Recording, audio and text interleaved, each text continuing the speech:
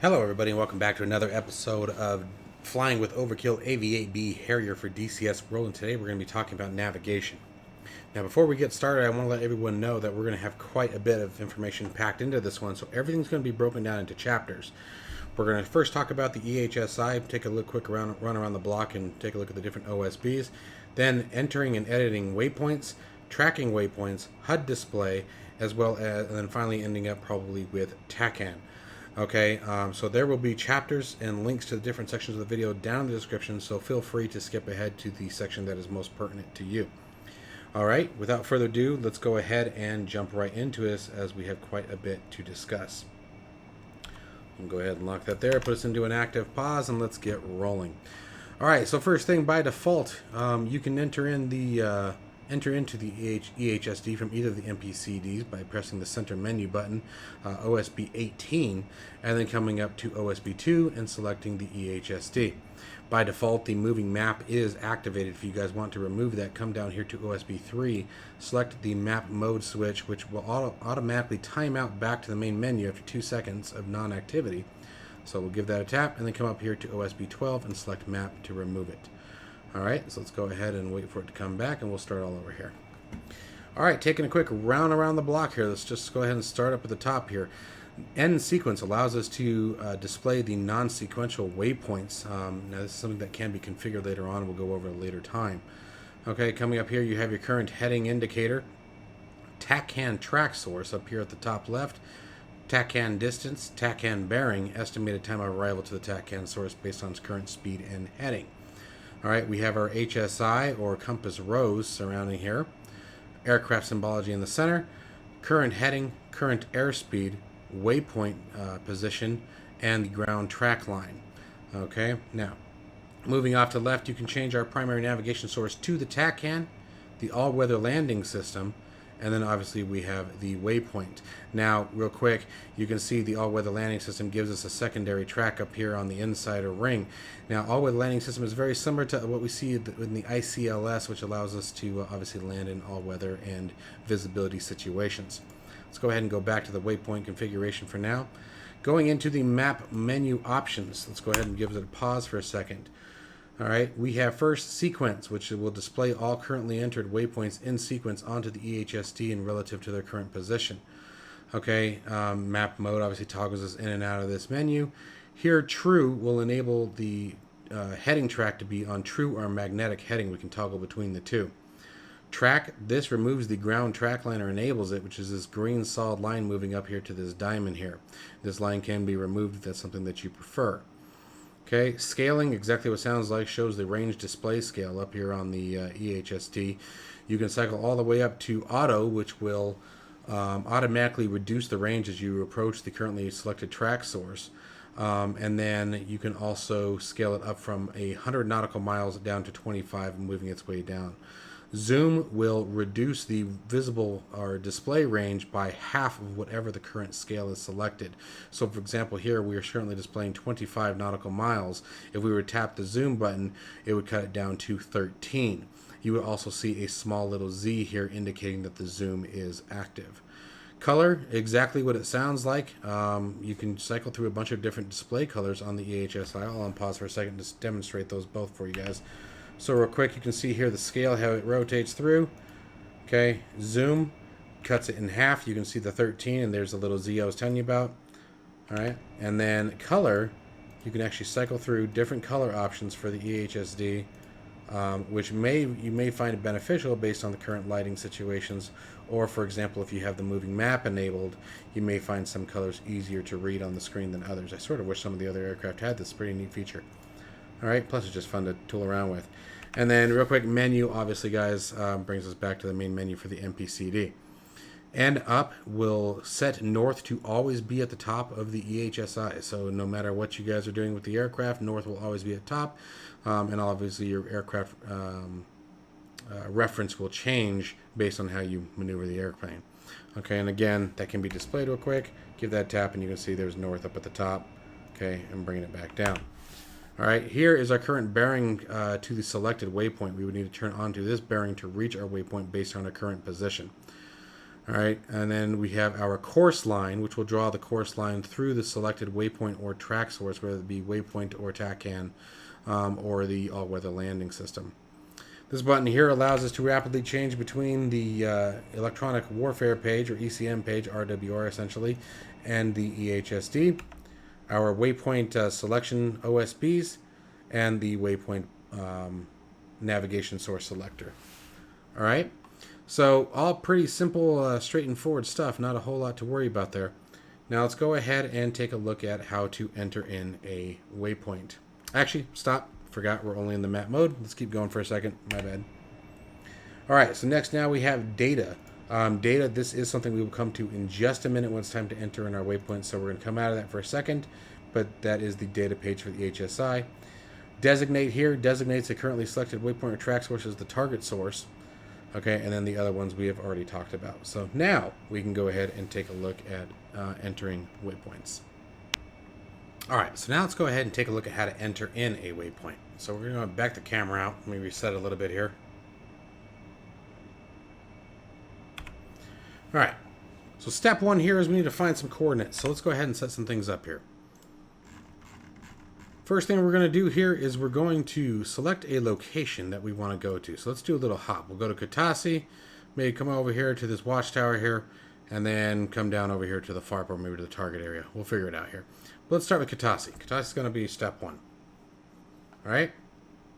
So the coordinates that we're going to be wanting is degrees, minutes, and seconds. And for example, this is degrees, minutes, decimal minutes. We don't want that. So we're going to do Alt and Y on our keyboard to change the display format. And I think you have to close that first.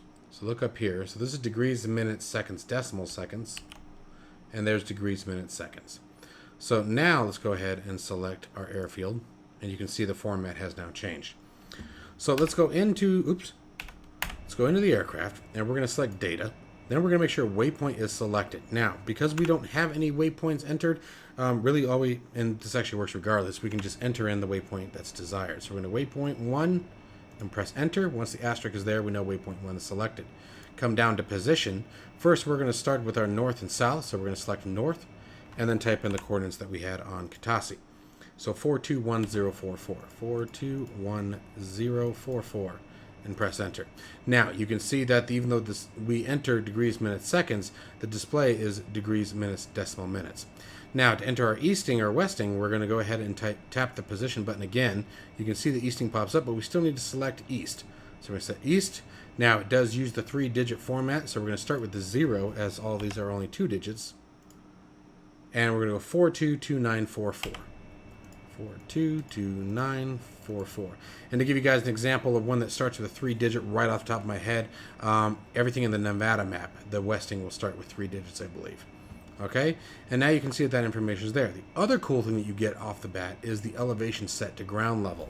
So if we come over here, we can see that our elevation at Katasi is 147 feet, which matches what we see here in the aircraft. So unless you need to set a specific waypoint up to a higher altitude, you don't have to worry about entering in the ground target information for the waypoint. All right, so that comes in really handy. Now let's go ahead and enter another one. Now you can see the OSBs went away, so in order to get those back, we just give the data button a quick cycle, and let's go ahead and go, to waypoint 2, and press enter. Again, position, selecting north, so we need to tap that position button again until we see it. And there's our 2 digits. The 6 digits is what gives it away. We're in north, and now let's go find another location. So let's say we want to come, let's go over here to this FARP. And let's just tap the FARP there. 415709. 415709. Enter. And then again, tap position. Wait till we see the easting. Select east. 3 digits, so we can start with a 0. And 420851. 420851. And enter. And let's do one more just to make it fun. So now we're going to go back to waypoint, hit 3, hit enter, go back to position. We're in 3 digits, so let's cycle it again. 2 digits, 2 for north, F10. Let's find our target area. We'll definitely be out there a lot soon. Where are we? There we go. And we'll just pick one of these guys as a reference to make it easy. 415039. 415039. Enter. And then cycle that position button. Give easting a selection, 0 for the 3 digits. Get this guy a tap again, 414749. 414749, enter. Boom. So now we got 3 waypoints, and I can tell you right now that elevation is correct, right on that target. Okay, now to edit a waypoint, it's the same principle. So let's go ahead and talk about editing waypoints for a quick second. So to edit a waypoint, it's just a matter of selecting the waypoint that you wish to edit and changing it. So we're going to hit 1, enter. And let's change waypoint 1 to, for example, let's change it to Kobaletti instead. So we're going to do 415555. So again, cycle that position. 2 for north, 415555. Hit enter. Cycle it. East, 0, F10, Kobaletti. And again, you don't have to use a reference, but if you don't have a physical target, you can just hold your mouse somewhere and then write down the coordinates up here in the top left. 415235. 415235 and enter. And boom. Waypoint 1 has now been changed, and we can see the elevation has now changed as well. Well, that's a big difference. So the elevation didn't adjust correctly there. Whoa, what happened that you unpaused? That was interesting. Give me a second. So the elevation, for whatever reason, did not change correctly there. So you do still want to double check yourself. That's very interesting that didn't change, and I imagine it's because of the editing. So let's go ahead and just change it to 59 feet. 59, enter, boom. And it takes all the way down to 17, which is very interesting. The only thing I can think of is it has to do with the altimeter, but I'm not sure what that's about, because that's not correct, unless it's using meters. No, it says feet right there.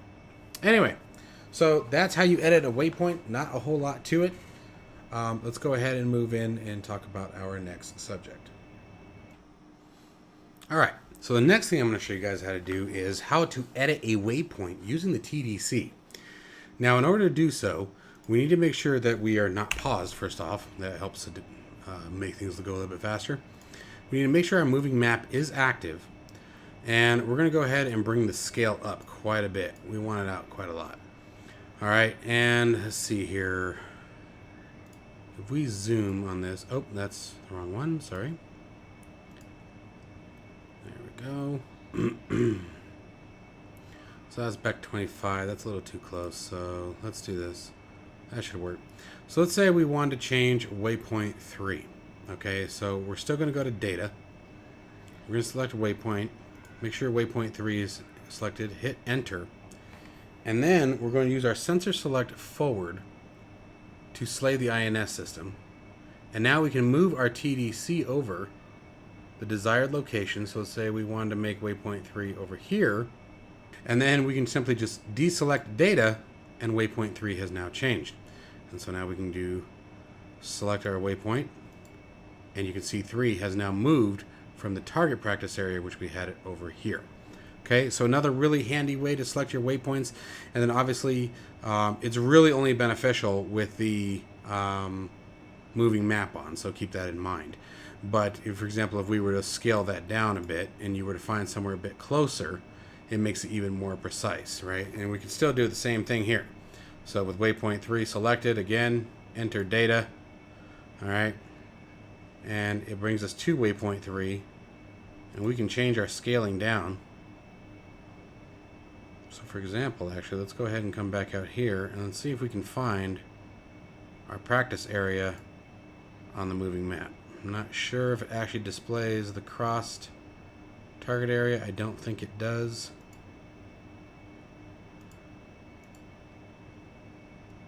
Doesn't look like it, but again, so here should be, that should be Kobaletti. So for example, if we wanted to quickly select it, Batumi, for example, we can come over here. There's Batumi there. All right. And again, just deselect the data, scale back out, and we can see waypoint 3 has now moved once again. Okay, so another neat little handy trick available to us in the Harrier. Now let's move on to the next section of this. Alright guys, the next thing I'm going to talk about is a waypoint offset. Okay, now this would be most commonly used as an example, for example, bullseye. Okay, you get a call out for ground targets, bullseye, bra, you know, bearing is going to be 200 distance at, or range at 15 nautical miles, right? So, and that's going to be the most prudent for us as ground attack aircraft, right? So let me show you what I've already done. I'm going to get rid of the overhead map, or the map display. I've gone ahead and created a waypoint 4 with a bullseye. And if we go to F10, here's our bullseye right here. You can typically always find it. I don't think, very rarely is it ever hidden. Okay, but I recommend zooming all the way down as far as you can. And then if you notice, the coordinates barely move no matter where the mouse position is. So you can very easily zoom all the way in, take out a pen and paper, take out a notepad, you know, on your computer, however you want to do it, but record those coordinates of the bullseye down. All right, makes it a lot easier. Get back into the cockpit. We create a waypoint just like any other waypoint, right? I title it as Waypoint 4, and now we have our bullseye location. So now what we're going to do is we're going to say that we get a bullseye call at, we got targets at bullseye 090, or let's do 133 at 12 miles. Okay, so now what we're going to do is we're going to go back into our data. You see waypoint is selected. We're going to tap that again, and now we get waypoint offset. And we're going to do bearing, and I can't remember what we said. What did we say? 133, something like that. So we're going to enter a bearing of 133, hit enter. And then we're going to do range 12 miles. All right? And so now we have our bearing offset, or our waypoint offset set in. And you can set an elevation if you got elevation information. In our case, we're going to keep it on the ground. Okay? All right. So next what we're going to do is come out of the data menu. Waypoint 4 is selected, and you can see right here, there's our waypoint offset. Okay, that's the offset that we just created for our target location. Now we can toggle waypoint offset here, and it directs directly to the waypoint offset, or keep our waypoint as our primary designation source up on the HUD. Okay, the final thing we're going to be talking about today is the TACAN. So let's get into how to track that. So for our TACAN information, we're simply going to box the TACAN, brings up all of our information here. We can cycle between X-ray and Yankee codes here. Again, here's our TACAN source. Here's the TACAN heading line or heading indicator. Bearing of 213 degrees, the distance, and the estimated time of arrival based on current position, speed, and heading. All right. You have your transmit, receive, your receive, and your air-to-air TACAN or tracks. So it's very simple.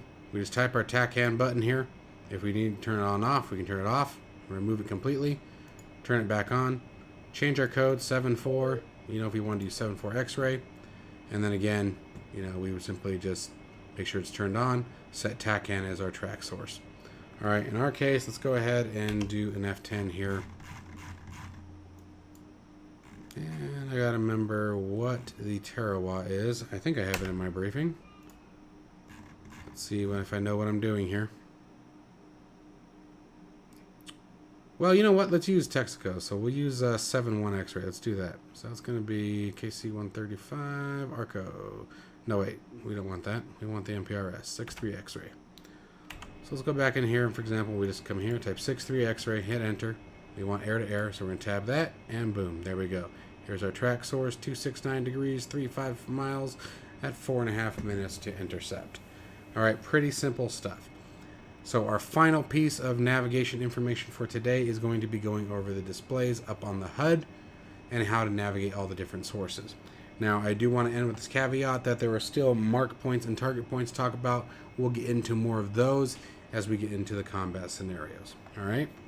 So let's go ahead and move on up to the HUD.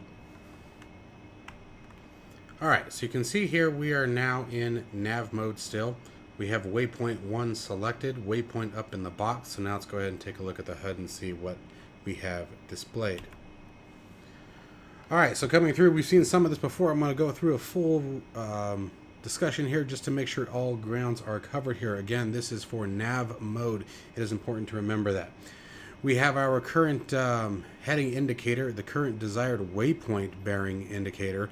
So obviously we'd want to steer left until our vertical bar here is within line with our heading indicator to track the straight into the waypoint. Okay, over here we have your current bearing to the waypoint. So our waypoint is left at 166 degrees. We have our altitude, or excuse me, airspeed of 416 knots. Just above the heading tape here, we have our altitude, 6,000 feet. Flight path indicator, horizontal, or horizon line, excuse me. Coming down here, we have our current AOA, or angle of attack, our current Mach rating, G-load on the aircraft, and ground speed of the aircraft. Okay, and then down below here we have our current distance, or bearing and distance to the bullseye.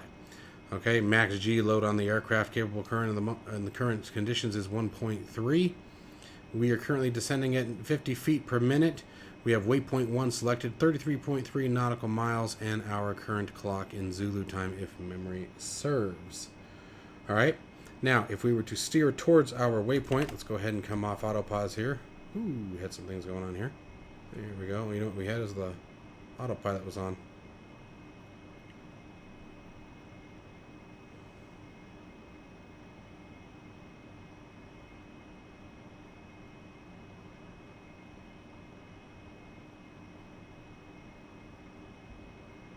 Forgive the bad flying, not too concerned with it at the moment. Okay, so here, do I still have, oh, you know. Okay, so there is our circle indicating the waypoint position. You can see it down there on the ground, and any waypoint elevation will change. That circle will be up in the air, for example, if it's an aerial waypoint. This is where it makes it really handy flying our waypoints. And then you can use your waypoint increment button. I'll show you guys that real quick, because I don't remember if I mapped that during the controls. This guy right here, if you guys are interested in mapping this will only increment the waypoints forward. So for example, that moved to waypoint 2, and you can see waypoint 2 now selected in the bottom right of the HUD.